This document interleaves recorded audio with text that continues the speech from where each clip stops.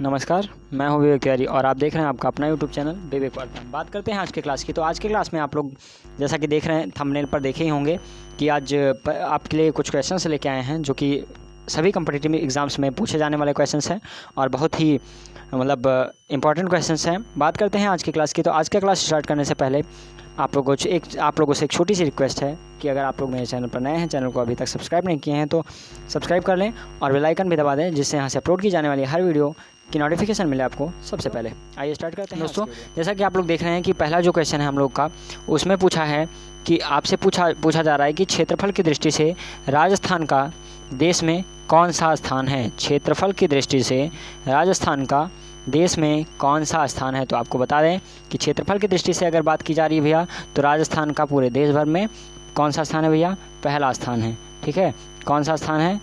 पहला स्थान है क्षेत्रफल की दृष्टि से राजस्थान का। ठीक है, यहाँ पे पहला स्थान, पहला ऑप्शन आपका सही हो जाएगा। बात करते हैं अगले क्वेश्चंस की। तो अगले क्वेश्चंस में जैसा कि आप लोग देख रहे हैं कि अगले क्वेश्चन में आपसे पूछ रहा है कि मोदी सरकार का यह कौन सा कार्यकाल है। क्या आपसे क्वेश्चन में पूछ रहा है कि मोदी सरकार का यह कौन सा कार्यकाल है। तो आप उसको बता दें कि मोदी सरकार का यह दूसरा कार्यकाल है। ठीक है, और इसके अकॉर्डिंग टू अगर देखा जाए तो पहला ऑप्शन आपका सही होगा। तो सही आंसर 2 है। ठीक है, बात करते हैं अगले क्वेश्चन की। तो अगले क्वेश्चन में आपसे कह रहा है कि कितने चम्मच से एक टेबल स्पून बनता है। कितने चम्मच से एक टेबल स्पून बनता है। तो भैया टेबल स्पून की बात हो रही है, तो वहाँ पे आप हमेशा ध्यान रखिएगा कि 3 चम्मच से मिलकर एक टेबल स्पून बनता है। तो इसका जो ऑप्शन होगा बी ऑप्शन, वही राइट आंसर होगा। ठीक है, आइए चलते हैं अगले क्वेश्चन की तरफ। अगला क्वेश्चन जो है हम लोगों के पास, उसमें पूछा है हिंदू पुराणों में कितने वेद होते हैं। तो आपको अच्छी तरह से पता होगा कि हिंदू पुराण में वेदों की संख्या 4 होती है, जिसमें ऋग्वेद सबसे पुराना वेद होता है और ऋग्वेद सबसे पुराना वेद होता है। 4 वेदों की संख्या में आपका एक पहला ऋग्वेद होता है। ठीक है, दूसरा सामवेद होता है और तीसरा यजुर्वेद होता है और उसके बाद अथर्ववेद होता है। ठीक है, तो ये 4 प्रकार के वेद होते हैं। और तो अगर उसके अकॉर्डिंग टू देखा जाए तो वेदों की संख्या जो होती है भैया वो 4 होती है। ठीक है, बात करते हैं अगले क्वेश्चन की। अगले क्वेश्चन में पूछा जा रहा है कि राष्ट्रपति का कार्यकाल कितने वर्ष का होता है। राष्ट्रपति का कार्यकाल कितने वर्ष का होता है। तो आप जानते ही होंगे कि यहाँ पे राष्ट्रपति का जो कार्यकाल होता है भैया वो 5 वर्षों का होता है। ठीक है, आपका ए आंसर जो है, ए ऑप्शन वो राइट आंसर है। बात करते हैं अगले क्वेश्चन की। अगले क्वेश्चन में पूछा जा रहा है भारत की तुलना में और कितने देशों का क्षेत्रफल बड़ा है। तो भारत की तुलना में अगर देशों के क्षेत्रफल की बात की जाए तो हमेशा ध्यान दीजिएगा कि ऐसे 6 देश हैं जो भारत की तुलना में जिनका क्षेत्रफल बड़ा है। अर्थात आपका जो बी वाला, आपका जो बी ऑप्शन है वो राइट आंसर होगा। ठीक है, बात करते हैं अगले क्वेश्चन की। अगले क्वेश्चन में आपसे कह रहा है पानी का पीएच मान कितना होता है। तो आपको बता दें भैया कि पानी का जो पीएच मान होता है वो कितना होता है? 7 होता है। तो इसके अकॉर्डिंग टू अगर देखा जाए तो आपका सी वाला ऑप्शन सही होगा। बात करते हैं अगले क्वेश्चन की। अगले क्वेश्चन में आपसे कह रहा है सौरमंडल में कुल कितने ग्रह होते हैं। तो आपको बता दें कि सौरमंडल में भैया कुल अभी तक तो 9 ग्रह थे, लेकिन इस टाइम कितने हैं? 8 ग्रह हैं। ठीक है, कौन कौन से?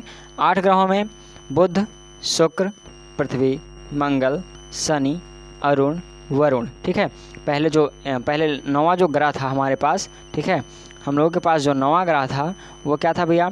9वां ग्रह था ये एम, कौन सा ग्रह था? एम था, जिसको इस टाइम उसमें नहीं रखा गया था, तो ग्रहों की श्रेणी से इसको निकाल दिया गया है। अर्थात कहने का मतलब 9वां जो ग्रह था वो क्या था? वो आपका एम था। क्या था? एम था। ठीक है, तो ये आपका 9वां ग्रह था जो कि इस समय ग्रहों की श्रेणी से निकल चुका है। ठीक है, अब बात करते हैं हम लोग अगले क्वेश्चन की तरफ चलते हैं।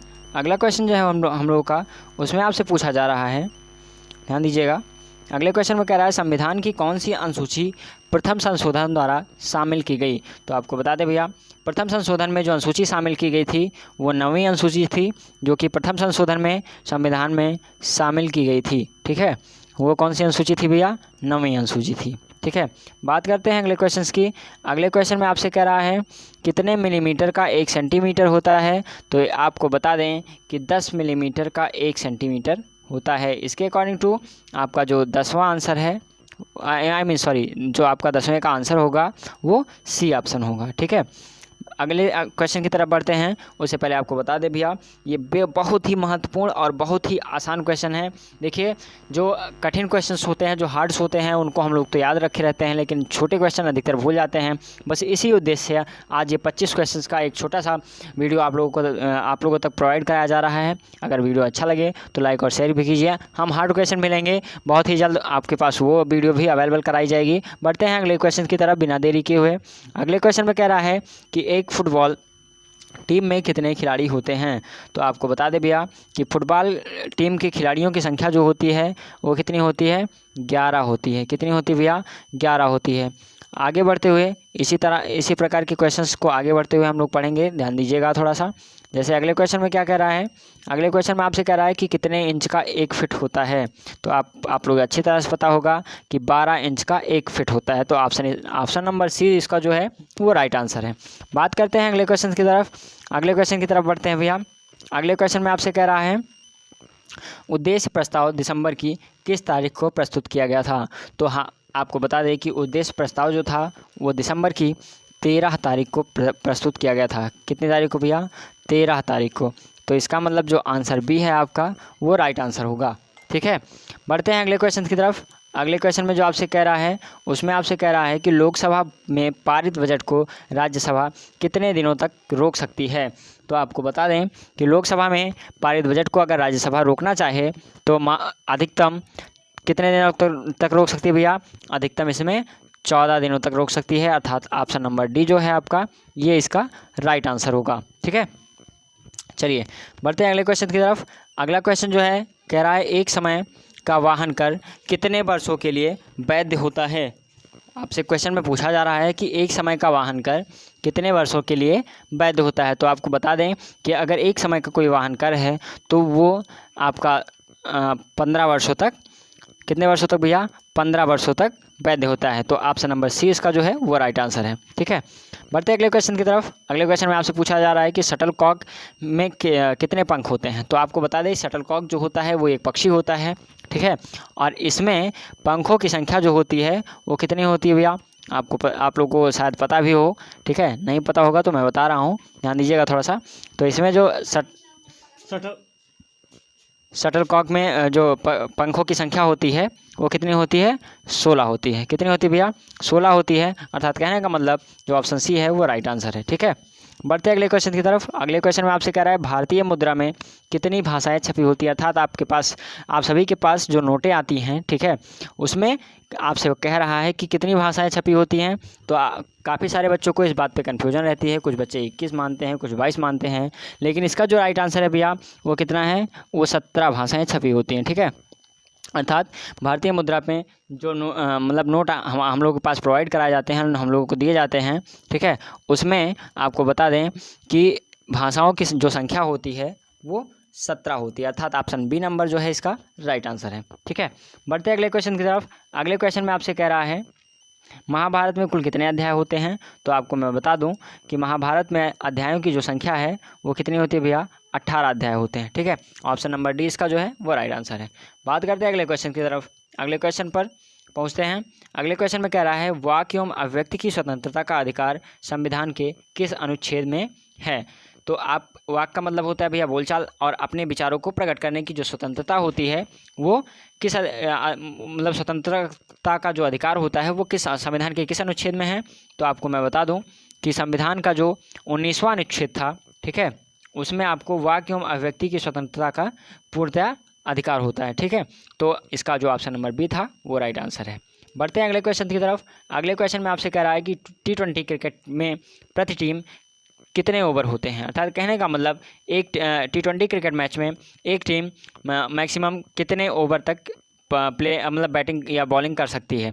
तो आपको बता दें कि T20 मैच में आपको अच्छी तरह से पता होगा, जो लोग देखते होंगे नहीं देखते होंगे फिर भी जानते हैं कि इसका जो ऑप्शन नंबर बी है, अर्थात 20 ओवर T20 में 20 ओवर ही डाला जाता है या फिर बैटिंग की जाती है। ठीक है, बढ़ते हैं अगले क्वेश्चन की तरफ। अगला क्वेश्चन स्टार्ट करने से पहले आप लोगों से फिर से विनम्र निवेदन है भैया कि आप लोग जो है वीडियो इसके बिल्कुल भी मत कीजिएगा, क्योंकि ये जितने क्वेश्चंस आपको बताए जा रहे हैं ये बहुत ही महत्वपूर्ण क्वेश्चन हैं, ठीक है। और वीडियो पूरा देखिएगा, इसलिए बहुत बड़ी वीडियो नहीं है, बहुत ही छोटी वीडियो है जिसमें आप लोग को ओवन महसूस नहीं होगी, ठीक है। बढ़ते हैं अगले क्वेश्चन की तरफ। अगला क्वेश्चन जो है उसमें आपसे पूछा जा रहा है कि महात्मा गांधी ने दक्षिण अफ्रीका में कुल कितने वर्ष गुजारे थे। तो आपको मैं बता दूं कि इसमें भी काफ़ी सारे बच्चों को कन्फ्यूजन रहती है, लेकिन जो महात्मा गांधी वास्तव में दक्षिण अफ्रीका में जो मतलब जितने दिन रहे वो उनकी संख्या क्या है ये मैं आपको आज बताऊंगा, ध्यान दीजिएगा। तो इसमें कहने का मतलब महात्मा गांधी ने टोटल 21 वर्ष दक्षिण अफ्रीका में गुजारे थे, अर्थात कहने का मतलब इसका जो पहला ऑप्शन है, ठीक है, ऑप्शन नंबर ए इसका जो है ये इसका राइट आंसर है, ठीक है भैया। ऑप्शन नंबर ए इसका जो है वो आपका राइट आंसर है, ठीक है। बढ़ते हैं अगले क्वेश्चन की तरफ। अगले क्वेश्चन में आपसे कह रहा है, ध्यान दीजिएगा थोड़ा सा, अगले क्वेश्चन में आपसे कह रहा है कि भारत के संविधान में मूलतः कितने भाग होते हैं। तो आपको मैं बता दूं कि भारत के संविधान में भैया मूलतः जो भाग होते हैं, ठीक है, उनकी संख्या कितनी होती है, 22 होती है, अर्थात कहने का मतलब ऑप्शन नंबर डी जो इसका है, सॉरी ऑप्शन नंबर सी जो इसका है वो राइट आंसर है, ठीक है।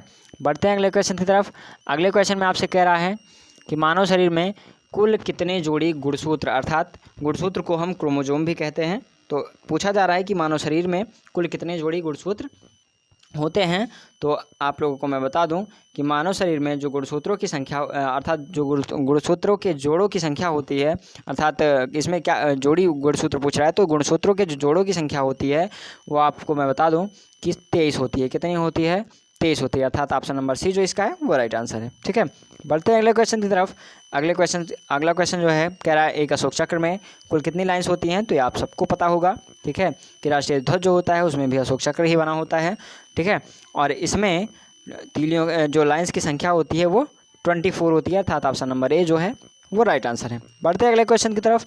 अगले क्वेश्चन में आपसे कह रहा है MLA बनने के लिए कम से कम कितने वर्ष की आयु की अनिवार्यता होती है। तो MLA बनने के लिए भैया जो आयु की अनिवार्यता होती है, ठीक है, वो कितनी होती है मैं आपको बता दूं। तो आप ध्यान रखिएगा कि MLA बनने के लिए मिनिमम आपकी 25 वर्ष की आयु होनी चाहिए।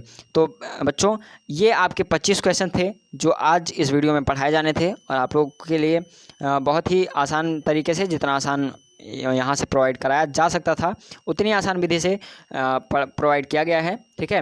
वीडियो को ज़्यादा से ज़्यादा शेयर कीजिएगा, और ऐसे ही जिस टॉपिक पर आपको नहीं समझ में आ रहा होगा, चाहे वो मैथ का हो, इंग्लिश का हो, ठीक है, तो आप वहाँ पे उस टॉपिक को वीडियो में के कमेंट बॉक्स में कमेंट कर सकते हैं कि कौन सा टॉपिक आपके समझ में नहीं आ रहा है, उस टॉपिक पर आपको वीडियो उपलब्ध कराई जाएगी, ठीक है। आज के लिए इतना ही, मिलते हैं अगले दिन अगली वीडियो के साथ। धन्यवाद, आपको बहुत बहुत धन्यवाद।